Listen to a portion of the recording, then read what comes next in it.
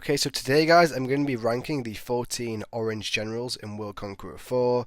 I'll be doing them from 14th down to 1st, looking at prices and abilities and how they all weigh up against each other.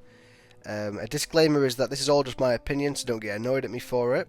And another thing is that even though a general might rank higher on this list, it does not necessarily mean they're worth buying more than another general, because you don't need a million tank generals, whereas you might need a bit more diversity between artillery, infantry and tanks. So yeah, but I'll mention that later on. But without further ado, let's get on to the list. And in at number 14th is Halsey. Now, I'm not going to talk too much about this guy, but you don't want to buy this guy. He's completely useless. He's only good on a high-level enterprise, and even then, I don't think he's that essential. He can reduce the cost, I think, of the planes that you send, and he can slow movement of ships, but who really cares about that? Like, it's just not that useful, and he costs like 8 scepters as well. This guy just isn't a very good person to buy. He's a bit of a stinker, to be honest, so yeah, he's definitely 14th for me. Stay clear of Halsey. He is an obvious last place here. Coming in at number 13th, we have Modell. Now, this guy is definitely the best defensive tank general in the game. He can take more damage than any other general. If you put this guy on a level 12 T44, he's not going to get killed. He'll be really OP. However, defensive tank generals aren't really that important, and there are definitely alternatives you could use, other generals which would do a similar job and don't cost the 8 scepters that you need to buy him. And I think damage output is more important for a tank general rather than the defensive abilities. So yeah, for that reason, Modell has to be in at 13th, just after Modell. Okay, coming in at number 12 is Rundstedt. Now, I actually do own this guy, and I've been using him, and yeah, he's not all that worth it. He's similar to Modell. He's a good defensive infantry general, so you could use him on like the RPGs or something. He'd probably be quite useful. He's also not got a bad cost because he's a gold general, so you don't have to use the swords to get to the other part. But I mean, you've got other generals who just sort of fill that role. I mean, he's quite similar to Malinovsky in a way, in how they both have like ways of healing themselves and being good in defense. But I don't think Rundstedt has enough damage output. There are other infantry generals you can buy which will do better damage, and there's actually other orange generals who are better for infantry, and you don't need many infantry generals, so it kind of renders Rundstedt as kind of useless. There's only like 2 or 3 infantry gens, 2 mainly for damage, and Rundstedt is just not the important one, so yeah, for that reason he's gonna have to be 12th. Now, this was actually a tough decision for me to put him here, but Bock is in at number 11th. He is a good support general in a way, as he can help other people have more damage.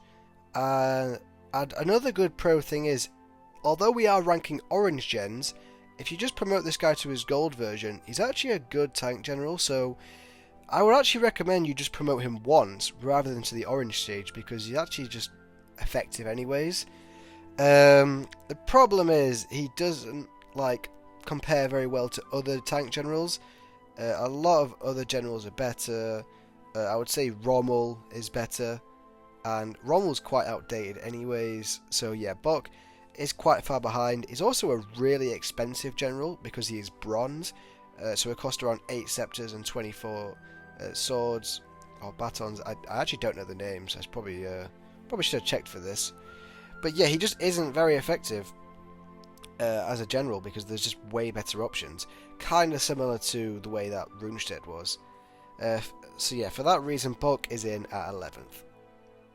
In at number 10 is Bradley. Now, this guy can be useful. You can get all the artillery skills that you need, and he does also provide extra damage to other people with his unique perk. But do you really need Bradley? I mean, there's other normal generals who don't require scepters who are better than him. I mean, he's similar to generals like Brock, and he's also way behind the other orange generals, so I don't think he's really that effective to have. And a big part of this list comes down to how you compare to the other orange gens. And do I think he's better than Govorov or de Gaulle? He's nowhere near. So yeah, for that reason, he's got to be quite far down the list at 10th. This guy isn't that effective to get. He's not essential at all. So yeah, poor old Bradley, despite being terrible in the game previously and finally getting a rework, he's still not usable. Okay, and in at number 9 is Kuznetsov. Now, this might be controversial because, in my opinion, he is the best naval general in the game. He can have all the best naval perks you need, and he also works as a support general, as he has the skill that provides extra damage on units when someone else attacks, similar to Merezkov. But he's very expensive for a naval general, especially because he's bronze. He's similar to another orange general, which you'll see later, but I just don't think you need to spend this much money on a naval general, especially since they changed rules surrounding ports. Naval generals have become weaker overall anyways, as they're not as important to complete levels, mainly in conquests and stuff. And I think in a lot of missions, you're not really using naval generals, are you? Obviously, certain Japanese levels you definitely do, but a lot of levels are just land-based ones, so Kuznetsov isn't that needed. Despite being the strongest in his type, he's fallen quite low, unfortunately. So yeah, Kuznetsov in at 9. Okay, now this is a bit of a controversial placing, but you'll have to hear me out. I do have Tito in 8th, but that's mainly because you're not going to use him in any fighting.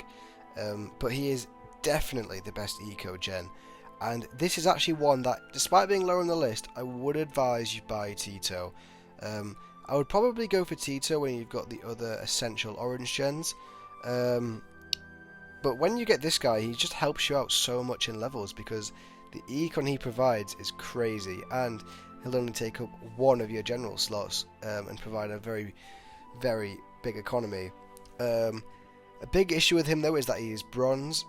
He's been bronze for a long time, so he costs a lot to get to that final stage. You can upgrade him once, which I think does help, but if you want to get him to his final form, he does cost a lot of money.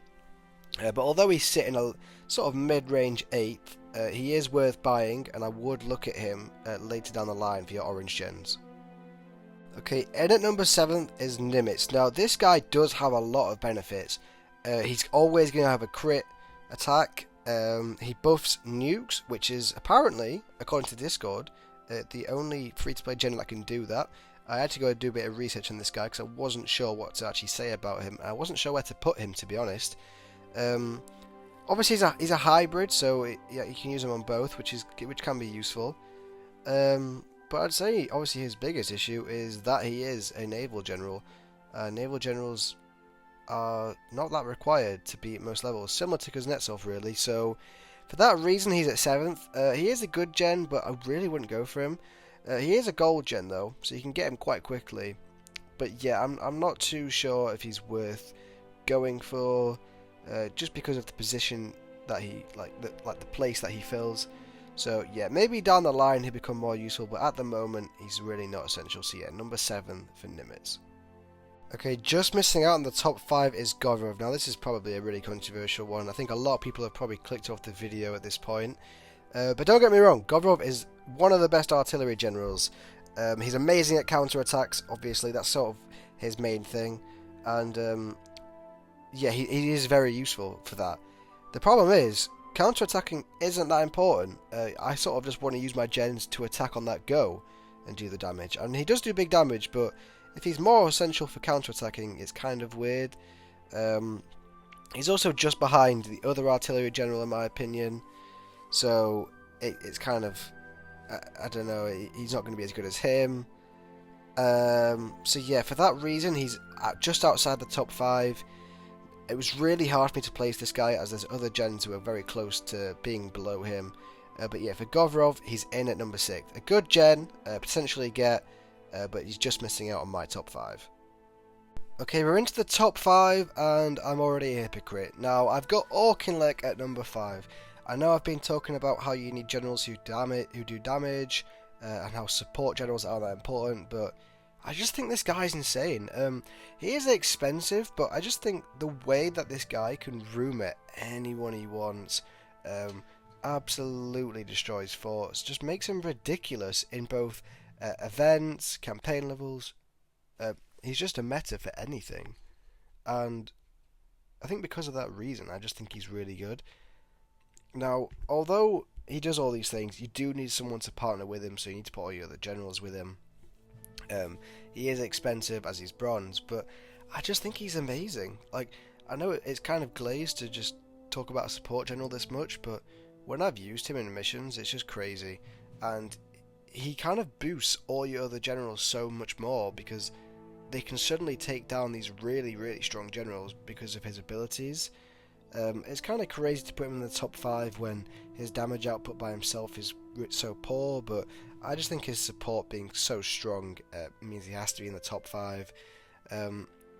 It depends on the route you want to go. I would say get him if you want your missions to be easy, but he's not essential if you want to get the strongest orange gens.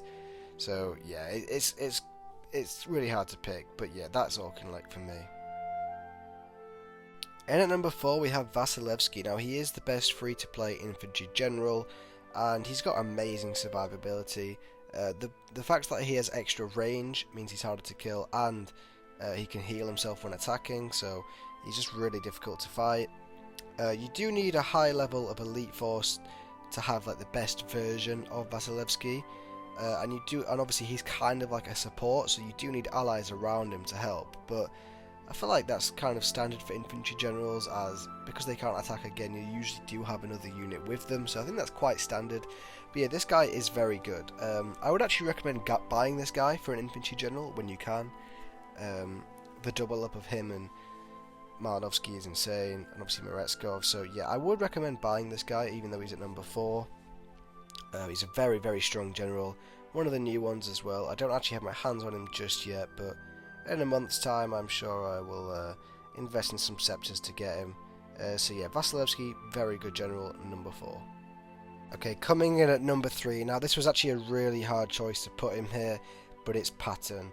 He is a top S level tank general, probably in the top 3 in the game, top 4. He's very, very strong. He deals huge damage, especially to elite force generals, the strongest of the strongest. This is a double, like this is hard to know if this is a good thing, but he's a gold general, so he only costs scepters, but he costs 10 of them, so yeah, it's tough. But I mean, he's that strong, he's competing with the best orange general in the game, but at the same time, I don't know if you need to buy Patton anymore, because there's another guy in town. So that's why he's 3rd, and I did put him above other gens who I think are more essential to buy, just because of his raw damage output, but it was hard to know where to put Patton, because if you asked me a month or 2 ago, yeah, he's the best, but now it's like he's 2nd best, so it's hard to know if you actually need to buy him or not, as there's better alternatives. But if you go for this guy, he will give you damage, he will kill the best units, and he's very, very strong. Probably one of the best reworks we've seen. He went from completely unusable to one of the best. So yeah, Patton, 3rd for me, can be worth getting, but there's another guy you need to seriously consider. Okay, and at 2nd is de Gaulle. Now this was a very hard pick for me. I wasn't sure if he should be in 2nd or lower down, because this guy does rely on RNG. Look, you don't know what you're going to get from him. He's a very good rumour general, and he can repeat attacks. So because he can repeat attacks, he automatically deals the most damage out of any artillery general. Especially if you put him on like a Gustav, you're seeing crazy damage, and he'll melt the offense. Issues with him though, he's bronze again, so similar to like Auchinleck and Kuznetsov. He's costing you an arm, a leg, another leg to get him. So yeah, it's really hard. I'm not sure where to put him. That's the issue, because he's very good at attacking the really strong people, because he can just keep attacking them over and over again. Problem is, when he kills a unit, he can't attack again. So yeah, it's hard to know where to put him. I've put him 2nd. I put him above Patton because I think if you've already got one tank gen, you should probably look at an artillery, and this guy is the GOAT artillery. I don't like that it's all luck based. It's hard to know when he's going to strike well or when he's not going to strike well. but I think just the damage output this guy can produce is just insane. Similar to Patton, I was happy to see this guy get a really strong rework. Whether or not he deserved this strong of a rework, you know, I don't know. But yeah, de Gaulle is in second for me. Really good general, one of the best, and yeah. And in at number one, the undisputed GO. I don't think anyone can really argue with this. It's Rokossovsky. Now, this guy is a monster. He's got a 100% critical attack rate. He's the best tank gen in the game by a mile. He's also got the really cool moving around ability to attack again. He's just sort of... This guy can just be everywhere, wherever he wants, and just attacking over and over again. He's absolutely insane. I would say he's better than Patton. Although he can't just fight loads of gens at once and stay alive because he doesn't have the best survivability in the world. If you partner him up with someone who has the inspection perk or just give him a strong medic, then he'll do very well. But yeah, although he's expensive as well, he's like 10 scepters I think, but obviously he's gold so you don't need the other things. This guy just is the best. It's kind of like having the excellence medal, but not like having it because he can attack again and stuff. So yeah, this guy has to be number one. I think if you're gonna go for someone, you've got to get Rokossovsky. He's absolutely insane. I believe he's actually better than Manstein as well. So yeah, he's just the best. He's the best general in the game, and the fact that you can get him without spending real money is pretty cool. So yeah, he does cost a lot of medals to probably upgrade as well, but this guy is number one. But yeah, that's the list. Please comment down below your list, where you think I've gone wrong. I'm sure some of you don't think Auchinleck deserves to be that high. I'm sure some of you are angry about Govorov or Tito being low. And comment down below what videos you want me to see. I can rank other sorts of generals. I could do conquest without using like air power or only using infantry. I don't know, silly videos. I do want to do the Lost Toll videos, and I did film one, but it's such a long process. I don't want to spend hours filming something and then upload an hour-long video because no one's going to watch it. No one wants to watch an hour-long conquest video, and the mode is just so big. I mean, I was disappointed I didn't end up doing the Blazing Dunes videos, but I will get on those next time. That was poor, I should have just done those. But yeah, the Lost Toll, they take a long time to film, so my phone was struggling to hold all the storage. But yeah, thanks for watching the list. I hope you enjoyed. Please comment down below what you thought of the list. Please like, subscribe, and I'll see you all in the next one. Thanks you for watching.